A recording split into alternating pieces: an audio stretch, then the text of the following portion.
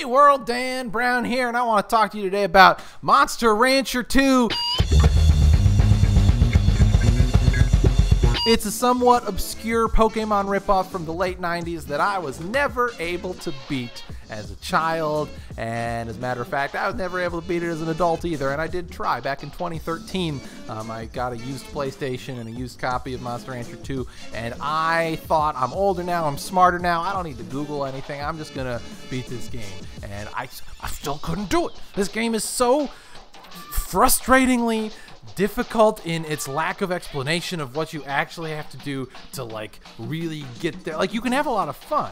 You can have a lot of fun with the game not knowing how to actually beat it, but you can't beat. The game does not explain to you how you're supposed to beat this game. I probably never would have tried to beat the game again if not for the very strange coincidence that my partner also grew up playing it and recently brought home her copy along with her PlayStation from her parents' house. So let me show you this. We not only have one copy of Monster Rancher 2 in the house. We have two copies.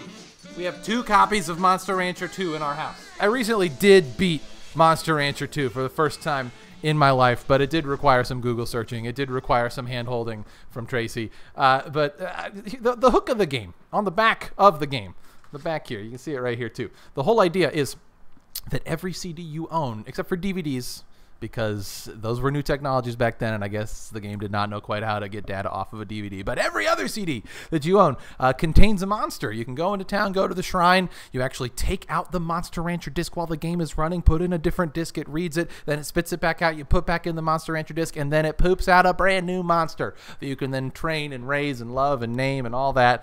And this part of the game has gotten much more difficult in 2018 than it was in like 2001, because I don't know about you, but I don't have like binders and binders full of pop punk CDs just lying around anymore. Like, I have to dig through my closet and uncover all of, I probably have like 20 CDs to my name at this point, and carry them all down to the PlayStation console. And then the fact that this is part of the game has the added benefit of just creating a bunch of clutter. Like, what are you going to do? You do the tedious process of putting a CD in, taking it out, putting a CD in, taking it out, then you finally get a monster you like, you raise it, play Monster Rancher for a couple hours, and then you get tired. It's like midnight. You're not gonna like put all these discs away. It's just it has this meta effect of creating clutter in your living room when you play Monster Rancher 2. But no, the real reason that the game is great is because of its battle system. This battle system was super fun back then and holds up to this day. Pokemon Go wishes that it had a battle system this great. What are we looking at here? Banana Spit versus Lontar. Those are names that trainers have given these monsters. But Banana Spit has 159 HP. Lontar has 121. No one's gotten any damage in on anyone at this point. There are 49 seconds left in the match. Going down to the bottom, you see the Banana Spit is in range for a slap. You can move your monster back and forth. You can control kind of how close they are to the other monster, and that determines which move set you are in range for. Then in the middle at the bottom, you see the hit percentage. Banana Spit has an 84% chance right now of landing a slap on Lontar should it attempt a slap, and every move that you attempt costs a certain number of guts. That is pictured underneath the hit percentage right there. And guts regenerate, every second, depending on what type of monster you have. You probably get like 3 or 4 guts back after spending them to try to land attacks. The last thing you should know here is that Lontar is doing a foolery right now. That means that Lontar is probably a baby monster and is not super loyal to its trainer yet. And so instead of doing the attack that its trainer told it to, it's just messing around. It's doing a fool, which means that Banana Spit has a much, much elevated hit percentage right now, because Lontar is just fooling around instead of taking the battle seriously. At the end of time, at the end of the 49 seconds here, you can either win by knockout if you get your opponent down to 0 HP, or whoever has the highest percentage of their starting HP would then be the winner when the time runs out. That's how the battle system works. Another great thing about the game is that it beat Pokemon to the punch at breeding. In Pokemon, I know the way breeding works is you have to get like a male version of a Pokemon and a female version of that same Pokemon, and then they make a baby of that exact same type of Pokemon. But in Monster Rancher, if you combine, for example, a golem here with a Suezo, you're not just going to get like a baby golem or a baby Suezo. You're going to get a combination, just the way the breeding works in real life. And, right, you're either going to get a rocky Suezo or a yellow golem, and it kind of combines the stat advantages and the move sets of each different type of monster. And so you can, there's a lot of room to try to figure out the ideal monster for your ideal training regimen to try to ultimately win the game. The developers, they clearly were looking at Pokemon, were like, all right, this is going to be big. This is a big thing already. We want to improve on a little bit, make maybe a more advanced, more fun version for slightly older kids. The question is, did they succeed? Is it more fun? Well, I play a lot of Magic the Gathering, and there's a construct, a kind of thought experiment of a spectrum, a dichotomy, if you will, that Magic players use to describe how they find beauty in a game. It's Vorthos versus Melvin. A Vorthos finds beauty in a game from aesthetics, from like world building, from the story, from the character design, from the actual art, where a Melvin finds beauty in a game from the interplay of kind of complicated rules. And I am very, very, very much a Melvin, which means that I can look right past some of the clunky dialogue and weird world building and the story not making a whole lot of sense, and some of the monster designs being like kind of weird.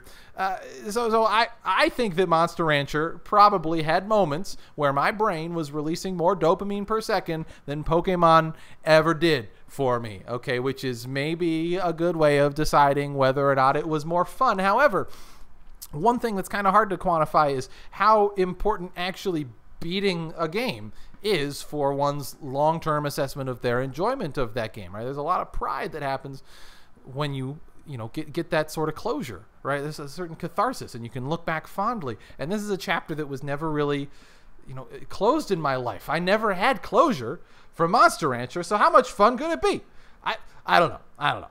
The reason that you can't ever beat Monster Rancher without like looking up exactly how to do it is because as soon as your monster starts kicking some serious ass, it up and dies. It's a super macabre scene, and it happened to me as a child like every single dang time. Like there are ways, like I said, to better utilize the time that your monster has on whatever planet it is that this game is taking place on, but the game doesn't explain them. Like, you're left to just Google search for them. And keep in mind, I was playing this game in the early 2000s. Like, we had dial-up internet. I did not have a smartphone. We had like one computer, and I shared it with my brothers. And even if it was my turn to be on the computer, I couldn't just go back and forth from the PlayStation to the computer. It would take like 10 minutes to load any page, and any page that did have answers to my Monster Rancher questions was just like a 10,000 word plain text from some kind stranger with too much time. You had to like sift through and figure it out.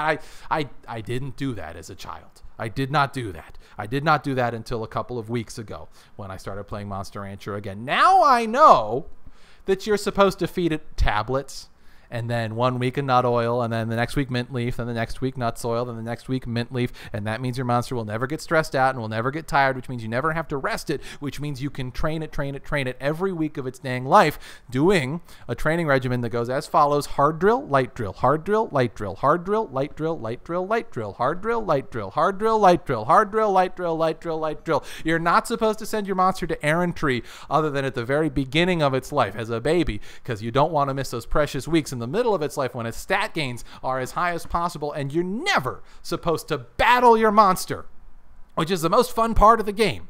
And the game never explains this to you. You're never supposed to battle your monster until the end of its life, okay? Until the stat gains start falling off, because nothing shortens a monster's life more than battling. But the game doesn't explain. In fact, the game is encouraging you to battle the whole way through. So what am I gonna do as a kid? I'm gonna battle. I'm gonna kill my monster without realizing that that's what I'm doing. And nobody was going to figure this out from trial and error. I don't know how this guide was put together. Like, I have to assume that they like went into the code of the game to figure out how to do this, because it's a grindy game. Like, if you're just trying to raise a monster one way, see how it works, and go back and reset, then raise it a different way and see how that works, like, I don't think that you would be able to figure this much stuff out about Monster Rancher in 3 lifetimes, okay, assuming that you're also trying to like earn a living for yourself. Anyway, speaking of the grind, I have come up with a way, using techniques that I have learned from playing Monster Rancher my entire life, to maybe, just maybe, breed a Monster Rancher from the target demographic of the original game who might just be able to beat the game without Googling anything. Here's that master plan. We need an array of multiple PlayStations. I'm going with 3 here